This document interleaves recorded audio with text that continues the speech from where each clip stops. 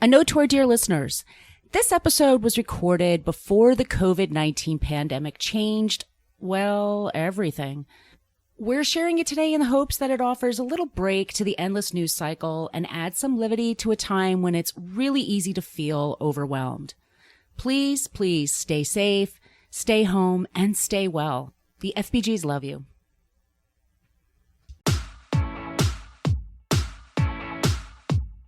Hi, this is FBG Jen. And FBG Kristen. And I'm FBG Margot, host and producer. You're listening to the podcast that will help you keep a lid on the junk in the trunk and inspire you to live a happy and confident life. Each episode, we chat with motivational experts and celebs and share our own candid adventures in being healthy. If you're looking for a podcast that's equal parts hilarious and enlightening, well then welcome to the Fit Bottomed Girls podcast. Welcome back to the Fit Bottomed Girls podcast. This is FBG Margot, and on the line today we have FBG Jen. Hello. And we have FBG Kristen. Hey. Hey, today we're talking with Lisa Koenig. She is the Possibility mom. Jen and I were on this call. Jen, you were actually pregnant with your twins at the time that we spoke to her.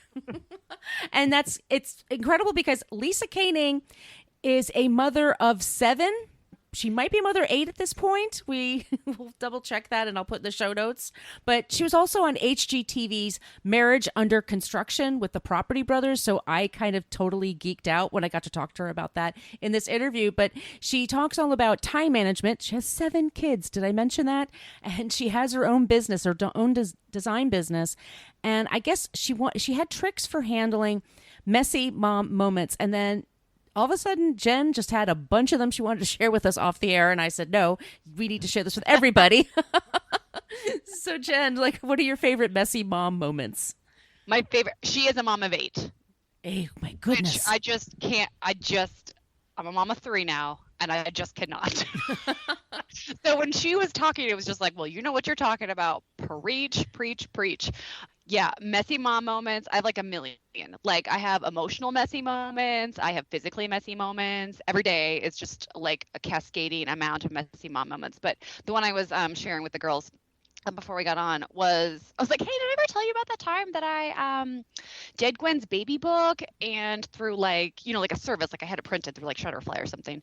And I totally spelled her name wrong, like on the baby book. And I printed out, not just one book. It wasn't just for us. Like I was like, oh, this will be a great gift. So I'll get like 5 because I have like a 50% off coupon. I'll get one for the grandparents and like the sister and all kinds of stuff.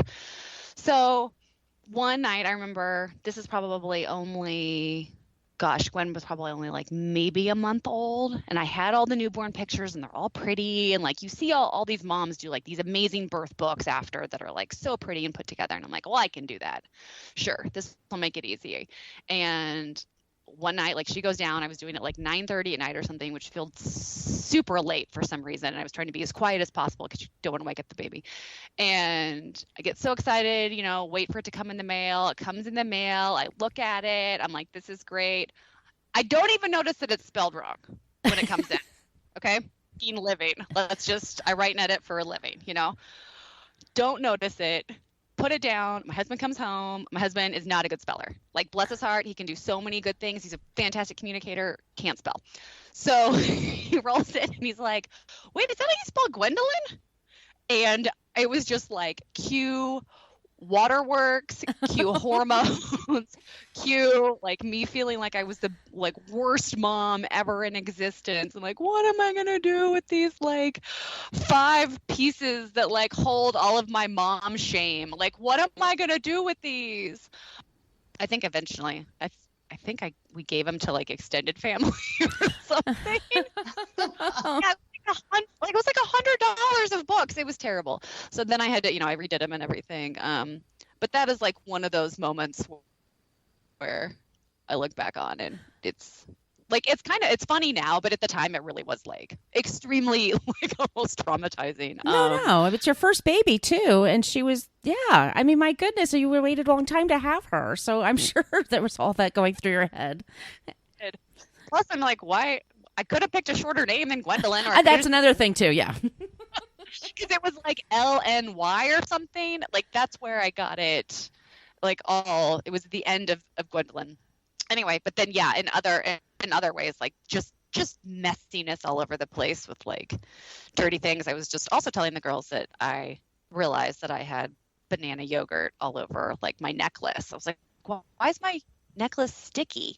And it's just left over from yesterday. Didn't even realize it was there until now. So yay for being a messy mom. But one of the so I like how she talks about being a messy mom in the interview, but I also like that she gives, you know, so much good practical advice, because she really describes like her messy mom moment is this really vivid moment that she has in like her minivan. It's like a huge epiphany, like aha, that is like, oh my gosh, I'm doing this wrong.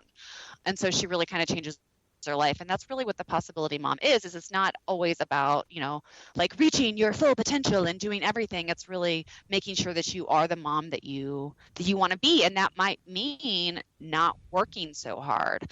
And there's a piece of advice that she gives in it. It's talking about how we as moms need to change what achievement means. And I think this can really work for non-moms too, but especially for moms where, you know, really you may look at your to-do list and not get anything done at all, like at all.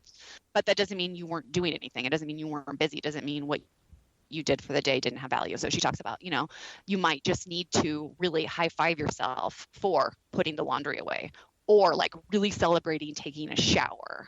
And it seems so silly because in your pre-kid life, you know, like, well, you should be able to take a shower, you know, but it really is sometimes challenging to do that and to put yourself first. So I will admit that I'm a bit of a dork in the self-celebration that I have when I am home and I'm able to do things like that. Well, I will literally give myself a high five. That's awesome, though.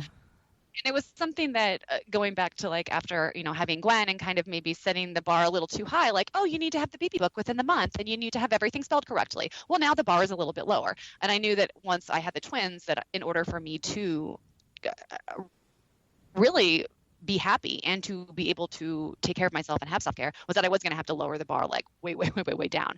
And so now, I mean, if anyone saw me, it would seem silly, but it really does make me feel better. Or I will like actually say out loud, good job, Jen, way to go. Like, way to get that 10-minute workout in, way to, you know, clean those dishes. And man, you just scrub that floor like a boss. Like, hey, there's no more banana yogurt on that necklace. Way to take care of that. Because sometimes you have to be like your own cheerleader. You know? She talks about cheerleading here, and I don't know, I'm going off on a tangent here, but did you guys see Cheer on Netflix? It's this multi-episode documentary about this cheer team in Texas. You guys have to see this. And there's a character named Jerry, and he's a real kid, and he can't do the lifting too much, and he can't go up in the air, but he's really great at encouraging everyone. And Jerry just kind of claps his head. He'll be like, you go, Gwen, you do that flip, Gwen, you're going to do it today, Gwen. Like, Jerry is this breakout star. And so there's all these videos now of Jerry going to different places at people's jobs and just high-fiving people as they walk in. Like, I just think, like, be your own Jerry, basically. He was on the red carpet for the Oscars, and like Brad Pitt freaked out when he met him. Like, you guys, if you get nothing else from this episode, check out Jerry on Cheer. It'll change your life. Trust me. I'm going to. Yeah, it's if you're looking for something to binge on Netflix. And Jerry is amazing. And yeah, you just sometimes just walking across the room and not tripping over anything for me is like a great. I want to high five myself. Like, yeah, Margot, you weren't too clumsy today. Like, let's all just celebrate each other. Way to go! More celebration. Absolutely. So that's our interview today. It's Lisa Koenig, the Possibility Mom. And guys, if you like what you hear, be sure to subscribe. That way you'll never miss an episode. You can leave us a few stars and review on iTunes. That'd be amazing. You can follow us on all social media at Fit Bottom Girls. And if you would like some stickers, just send us an email, podcast@fitbottomgirls.com. Here we go with Lisa Koenig. Lisa Koenig is an interior design and lifestyle expert who helps moms design their lives around what matters most. Lisa's passion for moms to overcome perpetual overwhelm and constant mom guilt in favor of a life that is fulfilling and abundant is apparent in everything she does.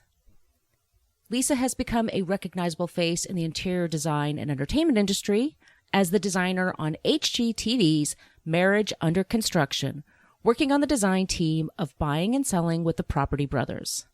At the same time as growing her design business, Lisa grew her family to 8 children in under 10 years.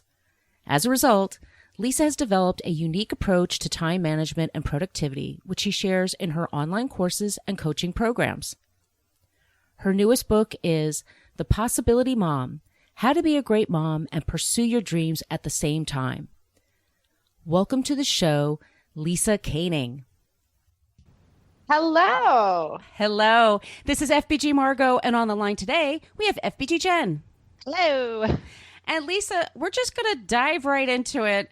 And I'm asking you, as a single woman, you are raising 7 children. I sure am. What is going on? Sorry, let's just start right there. What brought you to this journey? It's interesting. I come from 2 kids. My husband he's the oldest of 6 kids. And so I remember when I would come to his family parties, I would just be so overwhelmed by all the noise. So let's just say my journey to having 7 children was absolutely a adventure. Let's just say an adventure. I love life with my 7 kids. It keeps me on my toes. Literally, it is never boring. But I would definitely share with you that it was like just a fun surprise. I didn't really know how much I was going to love being a mom of so many kids. Wow. It's so cool. So we are going to talk, I think, a lot about your book, The Possibility Mom. And in it, in the beginning of it, you really kind of take us through this moment, this epiphany, where you are like, whoa, like it just changes how you see everything. Can you, just as a primer to this conversation, can you take us through that today? Yeah, absolutely. And this is the thing, like, I have always been a very driven, ambitious person. Like when I was a 5-year-old, I was making bracelets and I realized that I could make them for 5 cents and sell them for 10 cents. Like the entrepreneurial bug in me has always been there. And on the outside, when I would see other moms, like I'm talking now when I was in high school and university and I was thinking about what I was going to do with my career and becoming a mom, all these things, I just remember always thinking, I just don't know how you could do both and do both well. I really didn't know how you could be a driven person and want to follow your dreams, because I had so many in my heart as a young adult. And I didn't know how you could also be a great mom and a present wife and a loving homemaker. I didn't really understand how those 2 things mixed together. And so the epiphany I had was when I was sitting in my car, my minivan. And I remember it was a November day in Toronto, and we had just gotten a beautiful light dusting of snow. So everything looked so perfect and pristine and beautiful outside. And then when I looked inside my minivan, it was in such sharp contrast to how beautiful it was outside, where I had like my passenger seat full of interior design things. The floor of my car was covered in sippy cups and water bottles and goldfish crackers crumpled up like in every it was like an archaeological site, honestly, of different stages of food decay and evidence of children. I had all these car seats because at that time I had 4 small kids, 5 and under. And in the back of my van, I had my tiny little baby. I was only 5 days out of the hospital. And I had put so much pressure on myself, this whole tension that I just described of following my dreams and being a great mom. I had put so much pressure on my identity and what it meant to be working and being a mom that I felt like it was important for me to be going into a construction job site, because I was practicing interior design at that time with my 5-day-old daughter. And that was the beginning of the end for me, when I just sort of looked around my minivan and I realized, oh my word, my priorities in life right now are as messy as my minivan. And I'm getting emotional even just telling the story, because I just felt so much tension of feeling like I had to be perfect at so many things. I had to excel at so many things. And that was the day I said, there must be another way to do this.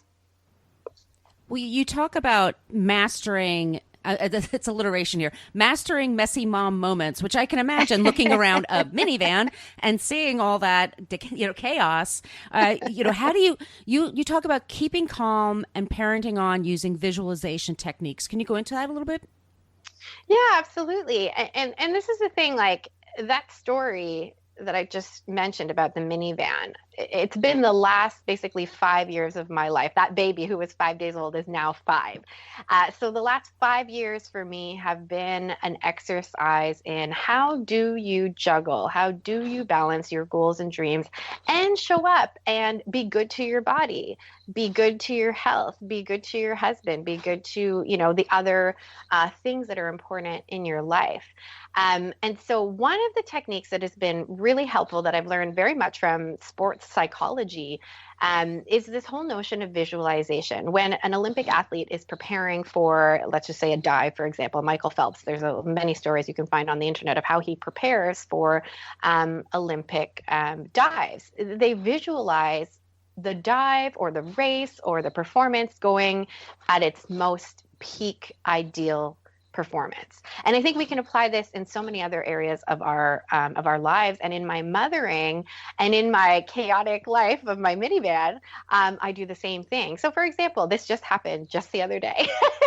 A child spilled the entire contents of a cereal box, like entire contents. It was like a minefield of little cereal bits. And you can respond in a myriad of ways. And the way that I've tried to really reprogram my brain is instead of just getting mad and being frustrated and being like, oh my gosh, I can't believe I have to clean this up and throwing a lot of shame and blame in the way of the child, instead just being like, oh my gosh, what happened? Oh no. And having just a little bit of humor, bringing a little bit of levity. Let's clean this up together.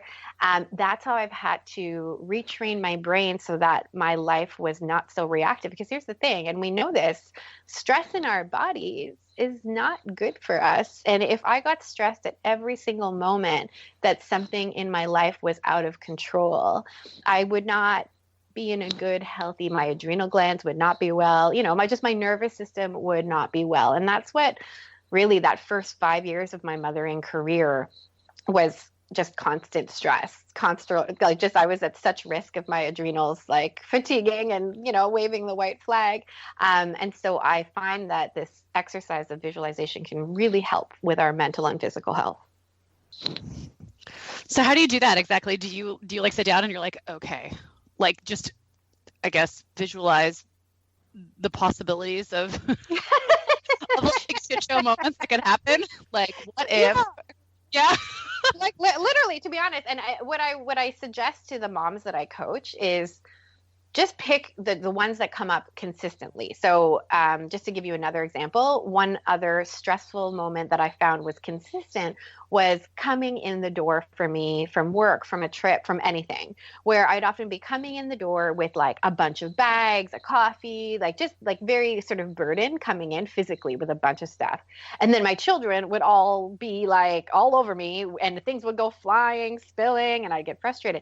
And so I just encourage people to just start with one moment that seems to be consistent. So for example, everybody comes home from whatever activity they're doing. That could be a consistent thing. Maybe something like waking up in the morning and that rush or all the activities you have to do in the morning before people get on their way for their days. Just start with one activity and then literally you don't have to be anywhere special. You can do this literally anywhere. Just close your eyes and picture that typical moment or that recurring moment that's a regular stressor for you and just play it like a movie. Literally, just to give the example of coming out of my car. So I come out of my car, I get my key, I put it in the door, I turn the knob, I come in, I have a smile on my face. When my children rush at me because they're excited to see me, I smile back. I put down a bag. I don't spill everything, and I respond in a positive manner. And honestly, I just really challenge people that if you can do that, and this can go for anything. This can go for when you don't want to get out of bed and work out first thing in the morning. This can go for you always forget to take your supplements. This can go for choosing to eat a salmon as opposed to the bag of potato chips that's convenient. Like any moment where we are feeling that pull of, oh, I could respond in a less ideal way, visualization can be a really powerful tool. What about just making these new habits stick? What are your top tips for that?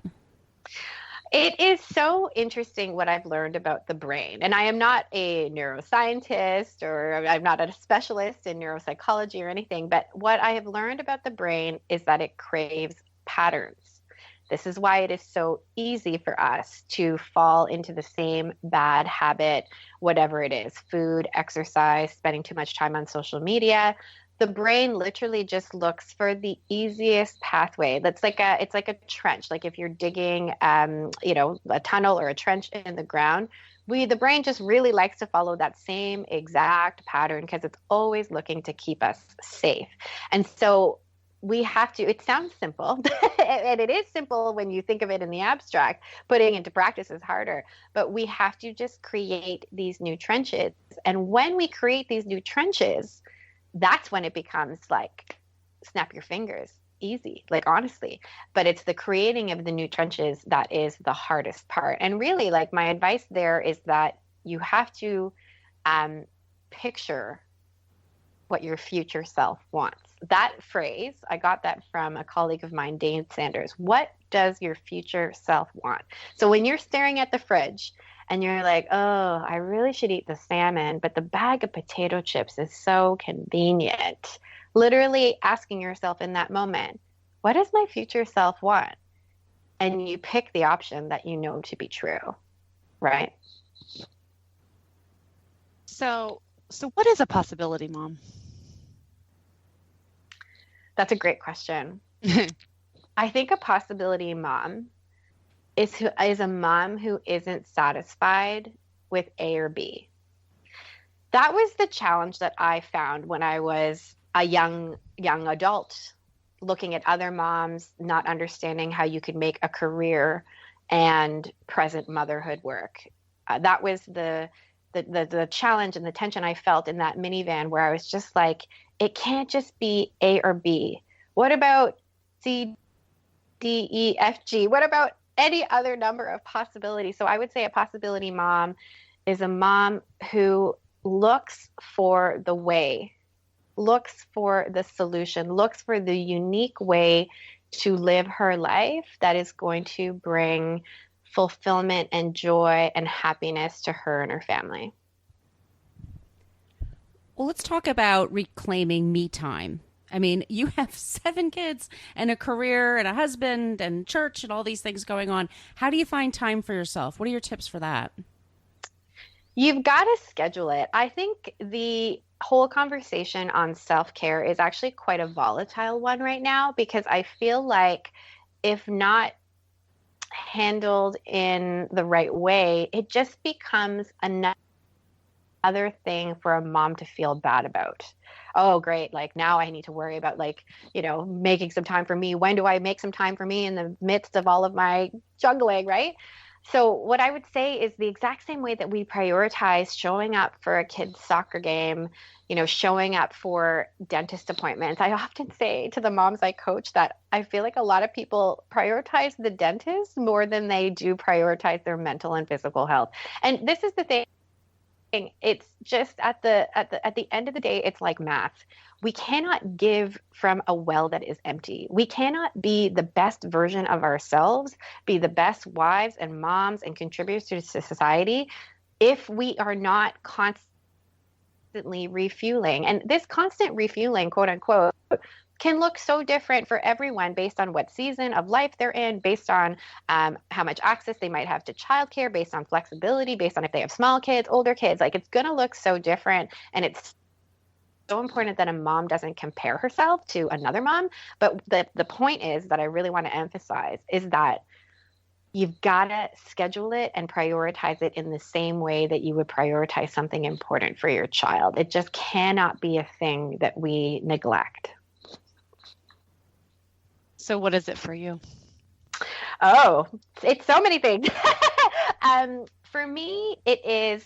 I can answer this so many different ways. I'll keep it simple.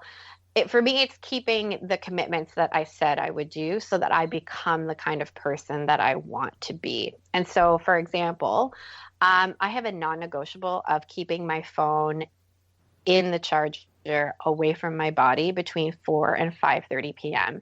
This is an activity that I do to ensure that my children get a present mom. And so it's a strategy, to be honest, that I use to ensure that they literally physically see me and remember me engaging with them, because otherwise I can definitely get just distracted. Even if I just think, oh, I'm just going to do one real quick thing, it leads into a rabbit, trail of other things.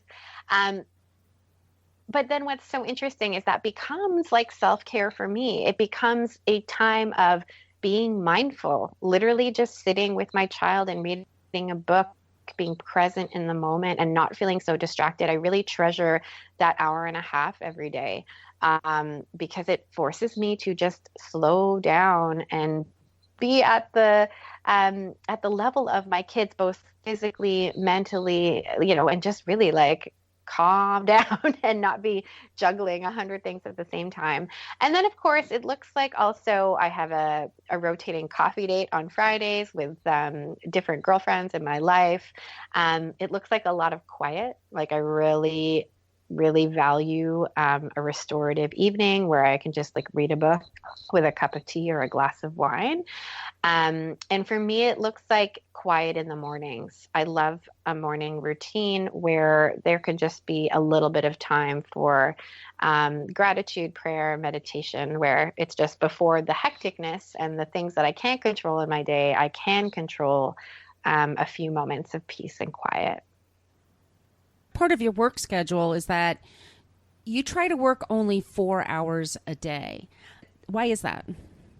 Well, it's interesting. One of the things that I learned as an entrepreneur, so I used to practice interior design, I still practice interior design, but I practice it in a very hands-on way. So I was implementing projects for clients, major renovations. And what was interesting about that time is that I just found that you could not put a time limit on the day because you were often at the mercy of other people. So for example, even if I scheduled myself to be on a job site between, let's say, 10 and 2 p.m. and I knew I had appointments all those during that time, if a contractor was running late or if something went wrong or if the client got held up or, I was the only one with the key, but we were waiting on somebody and I had to lock up, et cetera, et cetera, et cetera. There were just so many variables in the world of implementing interior design projects that I could not control.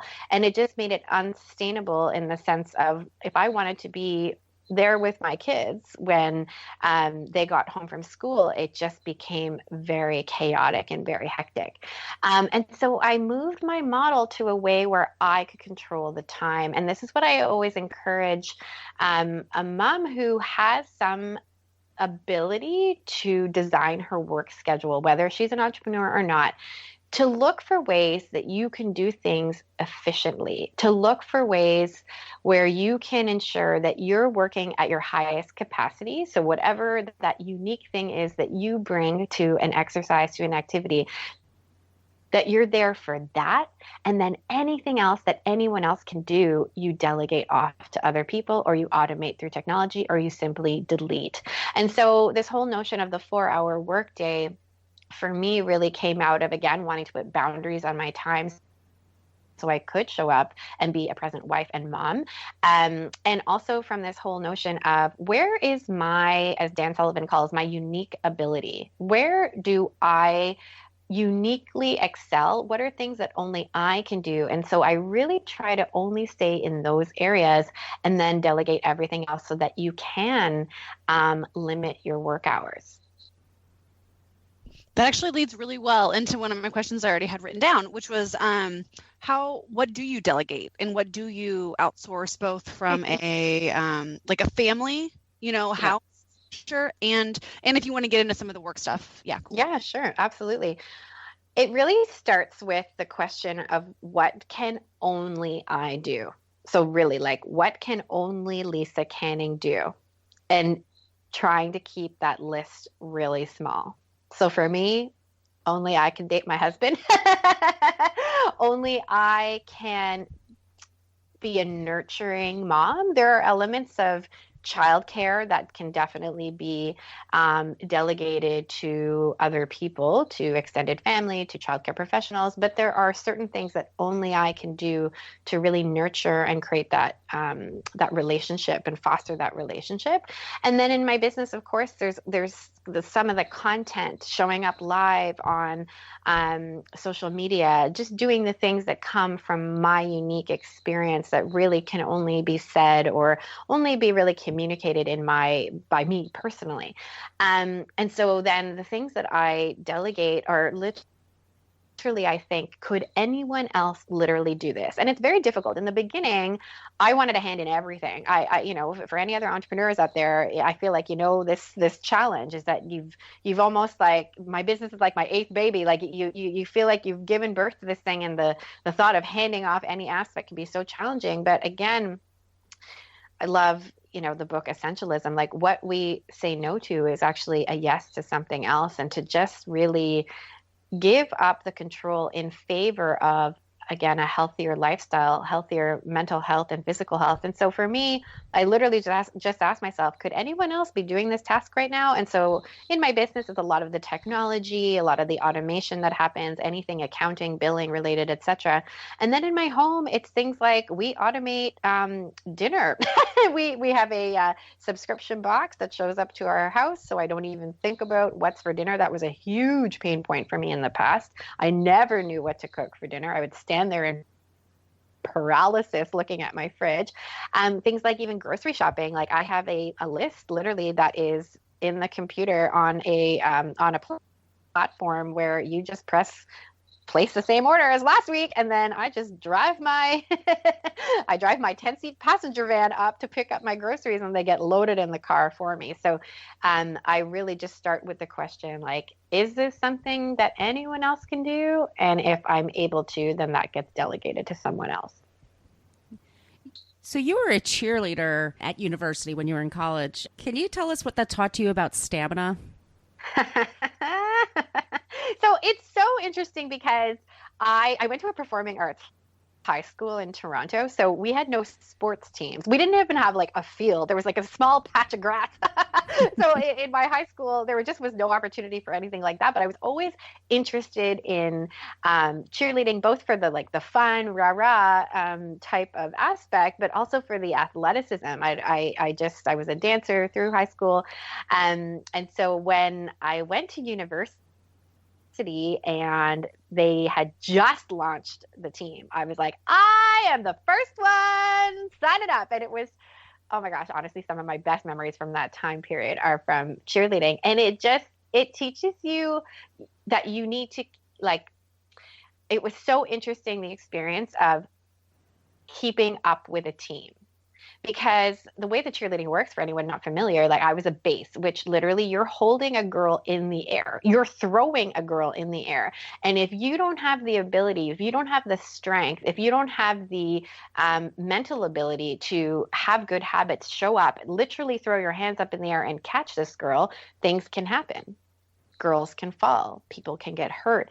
And so it was such an interesting experience from both a physical experience of getting to the gym, ensuring that I was in top condition so I could support the other people on my team, but also on mental stamina, because it was the same kind of thing. Like, I could choose now to go to the pub with my friends, or I could choose to do the workout that I didn't do earlier because I decided to sleep in, all those kinds of things. And so it taught me a lot about how to stay the course in order to support a greater mission.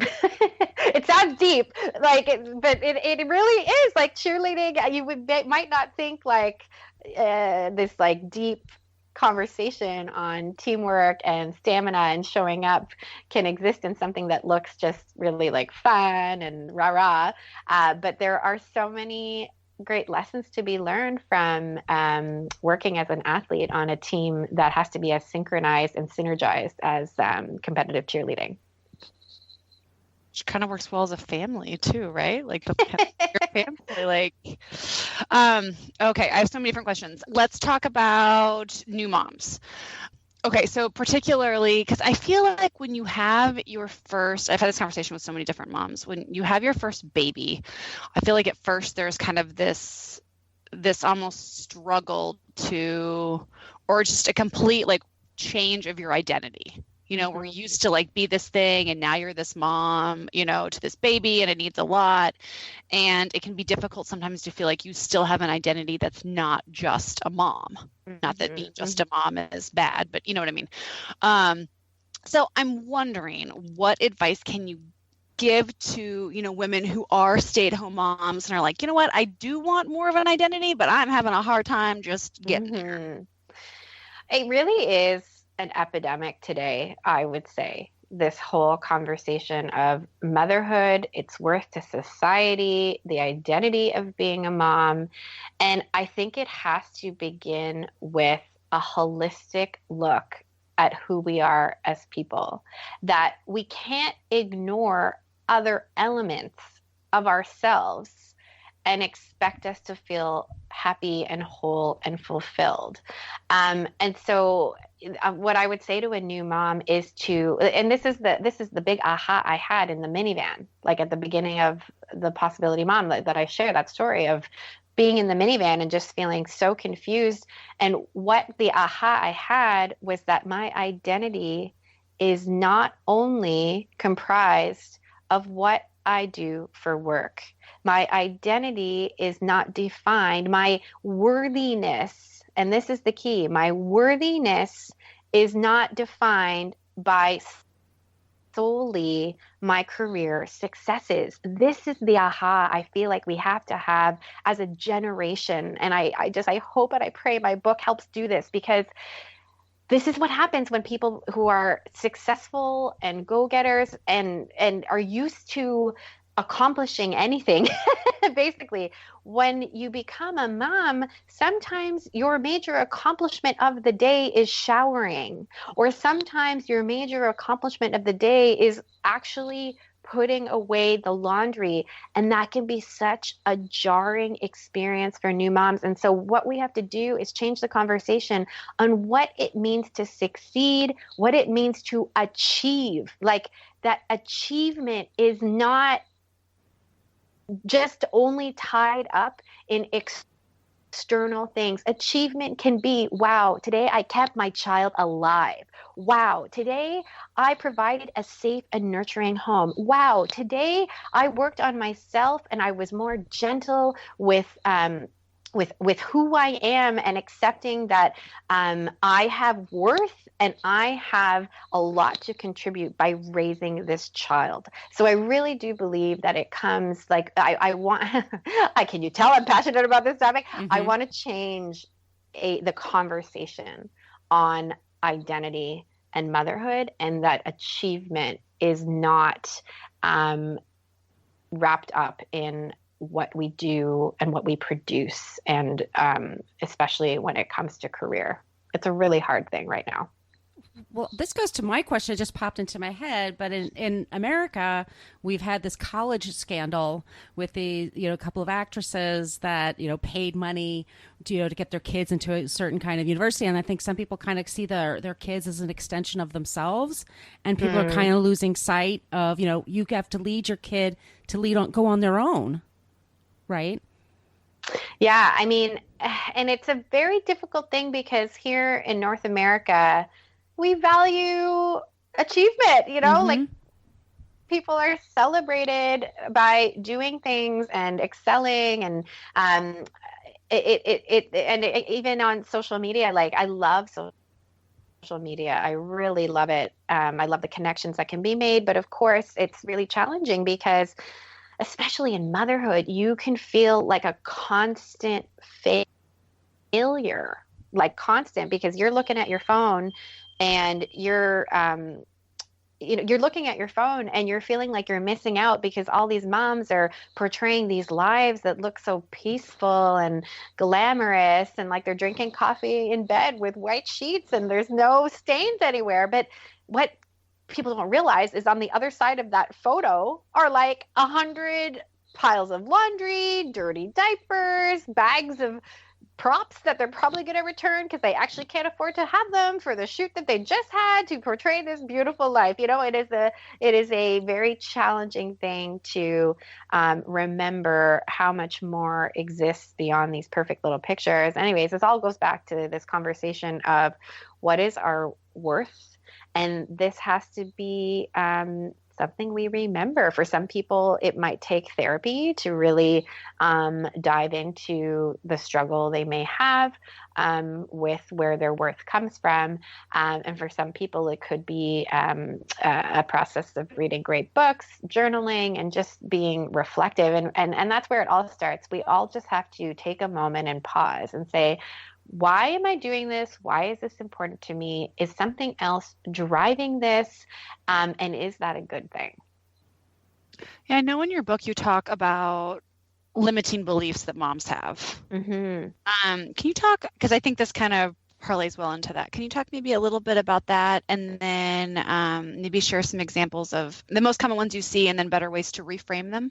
Yeah, I mean, I think I could talk for hours on this topic, but I'll keep it succinct. The most common one that I see is this, like what you asked me earlier about what does it mean to be a possibility mom, that there are only like two options, or there's only one option. I can't be a stay-at-home mom because ... I can't go back to work because ... Oh, I can't start a new business. Like, and the phrase that I really like to encourage people to look at to identify their limiting beliefs are, there's no way I could do that because ... Just like keep a sort of a reflection of when do you use that expression.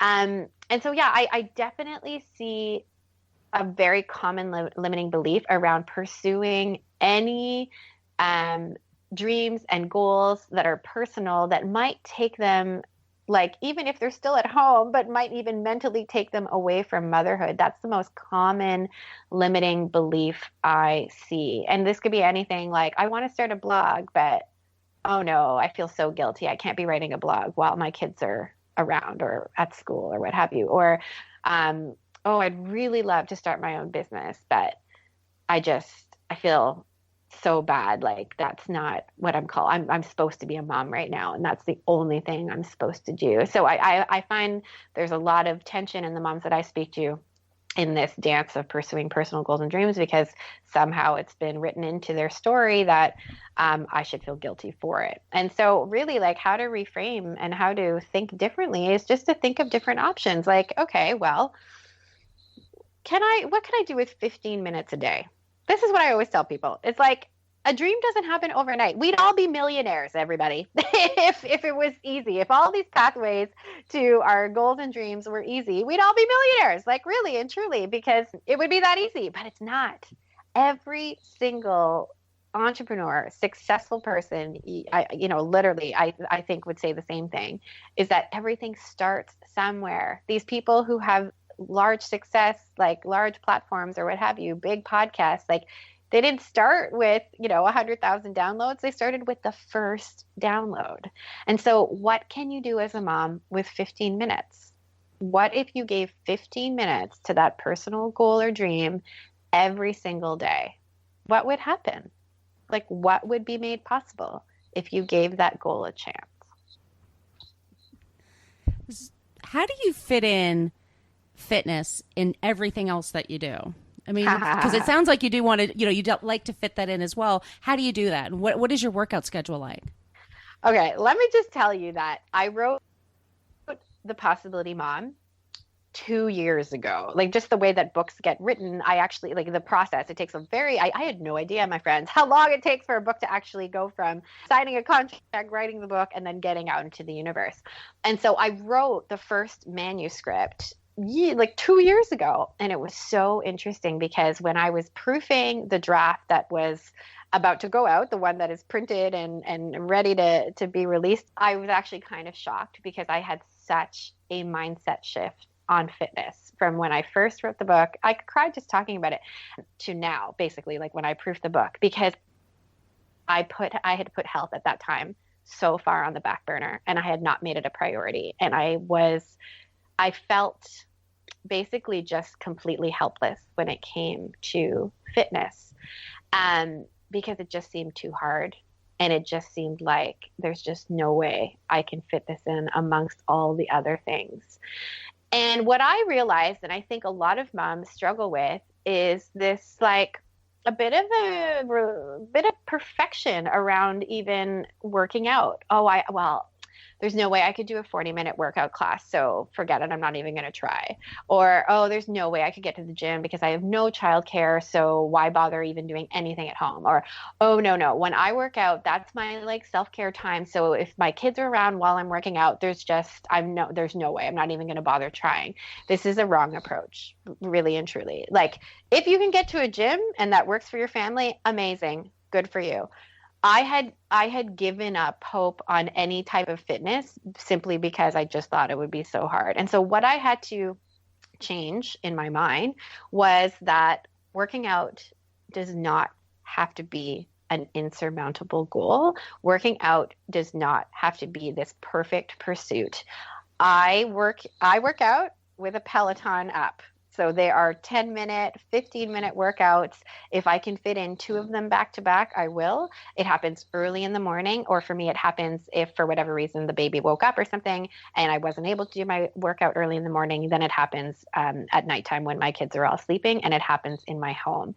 And I just see this, we have to be fit. It's a non-negotiable. Like, do we all have to be muscle builders? Do we all have to have, this certain level of physique or what have you? No. Are we all going to look different, or are our bodies all going to look different? Absolutely. But we cannot see taking care of our bodies as something that should just be put as last on the priority list. It just is not possible. Like, we will not be able to show up for the people that need us if we don't eat well, if we don't take care of our bodies. Like, it's like math. If you keep putting bad food in, but you don't do anything to burn off calories, we don't go down a very good road. And so it was a really vulnerable and interesting aha for me, rereading the book and realizing, oh my word, Lisa, 2 years ago, you were in a really bad place when it came to your body and the priority that, you give to your health. And so it is so difficult because, again, it's like another thing to add to the list, but people have to remember that we only get one body. We only get literally one vessel in which to function out of, in which to show up and be our best selves. So we really do have to take care of it. And I would just encourage all moms to not feel like there has to be this perfect pursuit. It could be as simple as 15 minutes at home on an app. Yeah, and I guess what are some of, just to kind of go back into general self-care, whether that's working out or, quiet time or, whatever that is for the individual, for moms who are, on a budget or, Right. don't have as much support or childcare, what kind of tips can you give them? Mm-hmm. So, there was a time when we were living on one very small budget and we had a bunch of small kids. And we didn't have that much access to childcare. I would I think of how you can utilize nap time. That's my favorite advice to moms with small kids. How can you utilize nap time? So one very practical thing I would do, I would time nap time, and I would get all the kids in their pajamas, put them all in the minivan, and time it with their naps so that by the time I had driven about 5 minutes, they were all out. And then I would go and I would get my just a beautiful hot cup of coffee and a book, and I would park in the most beautiful place I could think of, usually near water or what have you. And I would just let the kids nap, and I would zone out myself and lose myself in a great book. So to think of how can you utilize nap time, I find sometimes there is a little bit of tension with oh, but I should be doing all these other things. How about that should be doing is taking care of yourself in this moment. And then really getting creative with even if you don't have money, because again, I just want to stress that I was there. My goodness, was I ever. Can you trade with a friend? Can we build a culture of support where you take their kids for a portion of a day or the whole day, and then they offer the same in return on another day. So you both get a nice solid chunk of time that doesn't really cost you any money. So I really think it just comes down to, again, being a possibility mom and thinking, what other options could I pursue that perhaps I may not have thought of and perhaps are outside of the box? Can you talk to our audience just a little bit about your business, your entrepreneurship? Yeah, absolutely. So for 11 years, I was working very hard in interior design, and I still do very select projects. But now I am very much focused on helping overwhelmed moms be great moms while pursuing their personal goals and dreams at the same time. So what that looks like for me is my book. It looks like speaking. I have a signature program, an online course called Conquer Your Calendar, where I help moms plan their schedules. And then I have one-on-one coaching. So that's what entrepreneurship to me looks like right now. So what's a typical day like for you? Ooh, well, how much detail do you want? Do you want a lot of detail or not a lot of detail? As much as you want to give, yeah. Okay, sure. So alarm goes off at 6 a.m. And between 6 and sort of 6:30-ish, I'm like getting up, getting ready. And then I do my Peloton workout. And I used to pray first and then work out, but I found what happened was that I was just falling asleep while I was praying. So I inverted the two.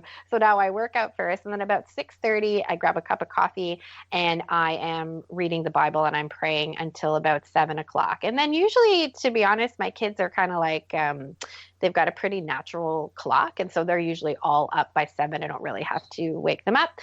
And then we do breakfast and all that kind of stuff and last minute homework. I'm making lunches for the kids. And then by 8:15 or so, we are out the door. And I'm taking my 4 oldest kids off to school.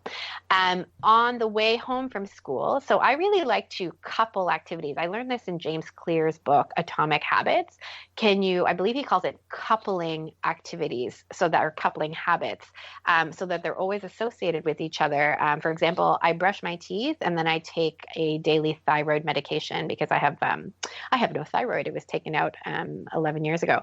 And what I do is on the way home from dropping my kids off from school, there is a chapel that I visit, and I go in there and I do a little bit more prayer time, just about 10 minutes.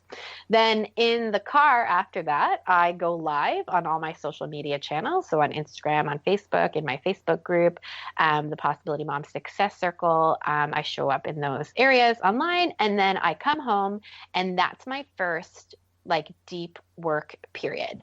I usually make sure that my little kids are okay. So we have a full-time nanny who takes care of my smallest kids. I've got a 3-year-old still at home, a 2-year-old, and then the baby who's 9 months. So usually by that time I'm nursing the baby, for example, and then just kind of checking in with them, giving them hugs and kisses and whatnot. And then I launch into my first period of the day of deep work. And so that is usually from between 10:15 or so to 12. And in that period, it kind of varies every day. Sometimes that's a coaching call for one of my moms in one of my programs. Sometimes that is just a deep work session where I'm creating content, where I'm brainstorming a YouTube video, for example, or I'm writing articles for my blog or for someone else, or I'm guesting on a podcast, for example. And then at 12, I break for lunch, and my husband also works from home. So that's often a time that we sort of just kind of catch up and connect together. I have lunch with my little kids. And then I'm usually nursing the baby again, and she's down for a nap at 1 p.m. And then that begins my second deep work session between 1 and 3 p.m. And same kind of a thing. Sometimes if I feel like, okay, I've been home all morning, I'd like to get out and just move my body a little bit. I might do the work while walking, or I might go to another location just so I can get a little bit of mobility and movement in my body. And so I might walk somewhere local or go literally work in the park. And then I'm usually wrapping things up in terms of all work and whatnot between 3:30 and 4 p.m. when my children walk in the door. So we have it's an understanding between my husband and I that he always picks up the kids from school. So there used to be tension. Oh, who's picking up the kids today? We remove anything in our lives where a decision has to be made, like to remove decision fatigue in as many areas as we can has been so helpful because it's just like unnecessary energy sometimes when you're kind of just trying to decide what to do. So we have that taken care of.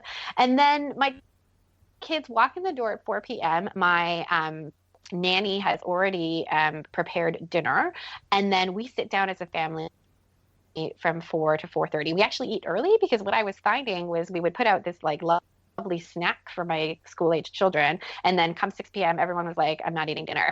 And I was like, well, this is not something needs to change. And so we actually invert it. We eat our full dinner at 4 p.m. And we really use dinner to connect as a family. It is very much a non-negotiable for me that we sit down and we eat. Sometimes I have this little pack of cards called Table Talk, and sometimes I'll pull out that pack of cards. It has like really cute, interesting questions just to stimulate conversation. Like, if you had a superpower, like what would it be? That kind of thing. And sometimes we will do that. And then around 4:30, we are Catholic. And so we have a tradition of praying a prayer called the Rosary. And so we do that at 4:30. And then 4:45, that's when we are sort of breaking into different activities. We don't keep our kids, or we choose to keep our evenings as peaceful as possible. So we don't have our children enrolled in many after school activities. They do most of their activities in their school hours, on their lunch hour, for example. That's where they foster different hobbies and whatnot. But we do have, for example, one of my children is in regular tutoring rather. And then sometimes that's when I will, the opportunity for one-on-one time will happen with our kids individually. So my husband and I will kind of take turns, literally, even if it's just an errand, like, John, why don't you come with me on this errand? And so then the afternoon really is kids are playing. One of the interesting things that was such a fun surprise about having 7 children is they are this little like pack. It's so interesting. They all just play. They don't always play nicely together, but they play together. Like, my afternoon is often just watching the madness unfold, and they make up games, they build forts, and they kind of whatever. They really do have a very the word I want to use is it surprised me. It really did surprise me just how much they would band together, I guess, and come up with their own little, entertainment for each other, with each other. So that usually leads us to about 5:30, I would say 6 o'clock. My daughter might be home from tutoring that day. We watch a little bit of TV at the end of the day, and that usually takes us to about 6:30 or 7 p.m. And then 7 p.m., all the kids are off to bed. And my older kids will sometimes, read and occupy themselves. But basically, my husband and I are tidying up after any leftover dishes that were left from the day, tidying up the living room, reconstructing our sofas because they are often deconstructed into forts. And then our evenings, like I mentioned earlier, we like to keep very sacred. I find my husband and I have almost polar opposite personalities. I am very outgoing. I like to move very fast. I could jam my schedule with 100 things. I have quite a bit of stamina and endurance to do many different activities. My husband, on the other hand, loves to retreat. He loves quiet. He loves a very slow and peaceful way of life. It is a wonderful blessing for me because he really gives me the opportunity to slow down, like really and surely he's taught me how to slow down. And so our evenings will be very peaceful, like oftentimes, where we, because we work together in my business, sometimes we are catching each other up on certain things that we weren't able to tell each other in the day. But we really do, both of us, try to, as much as possible, have a very peaceful evening. So that could look like sometimes the TV is on, sometimes it's reading books, sometimes it's doing we sometimes invest in online courses, but we really just try to keep a very restorative evening. And then I'm usually getting ready for bed by 9:30 so that I'm in bed physically by 10 and asleep usually by 10:30 or so. So that's the Lisa Canning day. That's a hell of a day. I have to ask you a question. I know we're being very cognizant of your time, but I have to ask this. You worked with the Property Brothers? Yes. What are they like?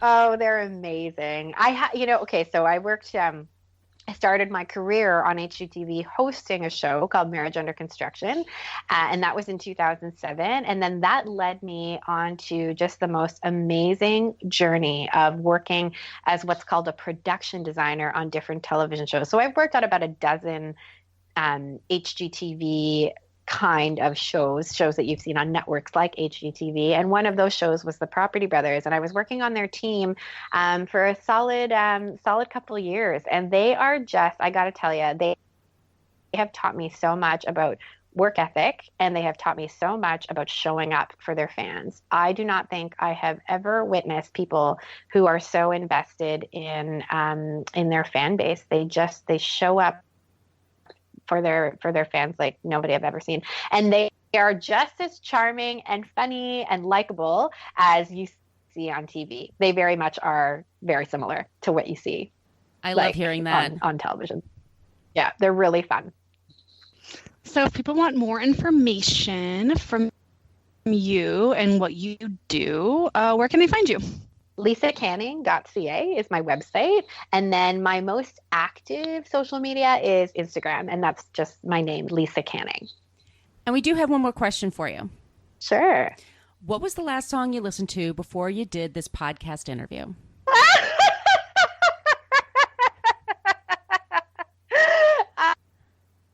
Okay. You're going to laugh because the name of your podcast, right? So Yeah. I was like, Fit Bottom Girl, da, da, da, da, da, da, da. I don't even know the words to that song, but that's what was literally, I was singing it out loud, just getting all excited. That's so exciting. Yay, queen. Podcast, yes. But I couldn't even, I'm the worst at singing the words of songs. I make them all up. Like, I don't know what. Hold Me Closer, Tiny Dancer. I was convinced was Hold Me Closer, Tony Danza for the longest time. That's hilarious. Your podcast is so fun. Fit Bottom Girls. I think that is just so clever. Well, Thank you. Thank you so much for being on the show. You're a great guest.